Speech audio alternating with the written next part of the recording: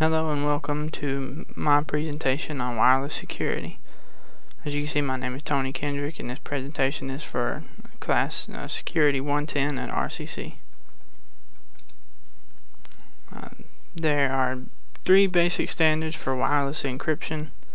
They include WEP, WPA, and WPA2. We'll get more in depth into those further into the presentation. WEP, the first one that I mentioned and the oldest one, is known as wired equivalent privacy.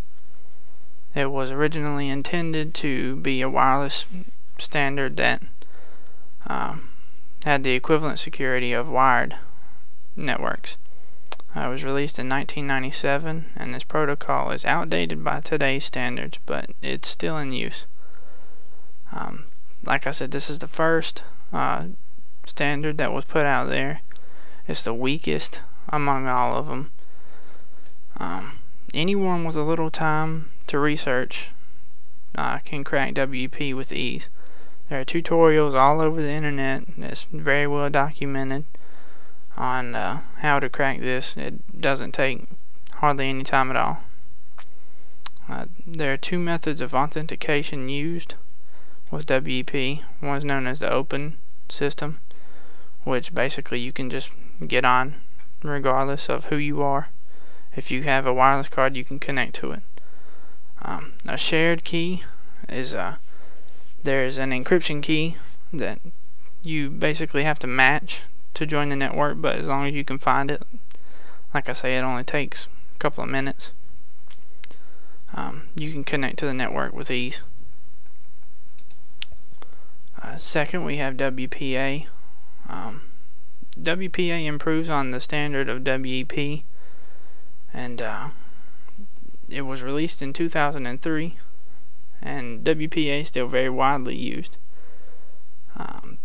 It uses a protocol known as TKIP, and it is an encryption standard that strengthens the keys that are used, the encryption keys that are used for the network.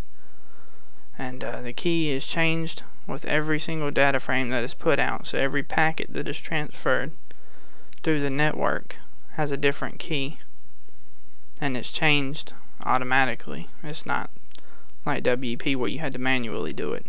This actually does it for you, so it makes your transmissions a whole lot more secure. Our third protocol is WPA2. WPA2 certification began in 2004, and then in 2006 every new Wi-Fi device that was released had to have WPA2 capability. It's also known as 802.11i. that was put out by the IEEE. WPA uses the counter mode with cipher block chaining message authentication code protocol, or CCMP for short, and that's basically just a enhancement that was added to it that strengthens the protocol further over WPA, which was released before the actual standard. WPA was released before 802.11. 802.11i, and WPA2 was released after that standard, and that's basically the difference between the two of them, is that the standards called for new implementations in them. So WPA2 has those over WPA. WPA2 uses advanced encryption standard, shorter known as AES, instead of TKIP, which is usual. It's still TKIP compatible. You can still use TKIP with it, but like I say, if you have an older machine or something like that that's not capable with AES, compatible, I mean, with AES, you can still use TKIP. There are network names known as SSIDs, and like I said, basically in a nutshell, it is the name of your wireless LAN. You see this when you're trying to connect to a network. Say you go to a friend's house, or even any wireless network. You will see when you try to connect to a network, it may be named office or home or things of that nature. Having an SSID provides no additional security to your network. Like I say, it just basically gives your network a name. Although hiding your SSID can actually increase security as opposed to letting it show. Say someone's war driving and they come by your house, they won't, your house will be difficult to find, or your network will be difficult to find if you don't broadcast your SSID.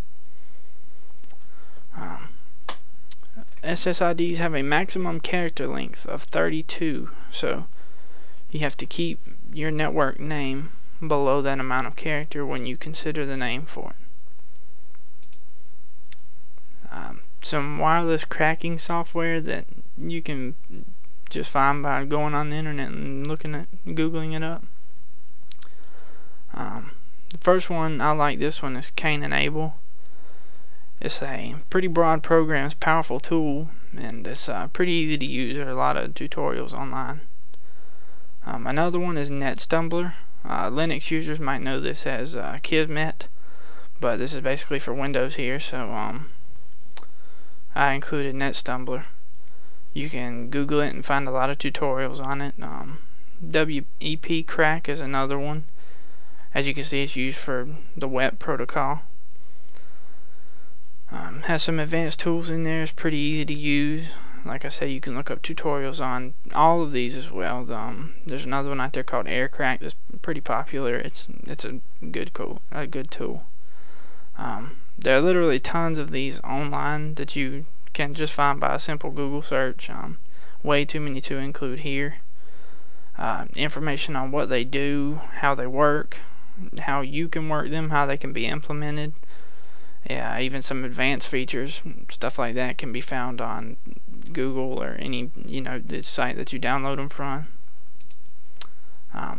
There are some Wi-Fi extenders that you can actually use. Say you have a dead spot in your house or something like that, or you want to improve the range of your network.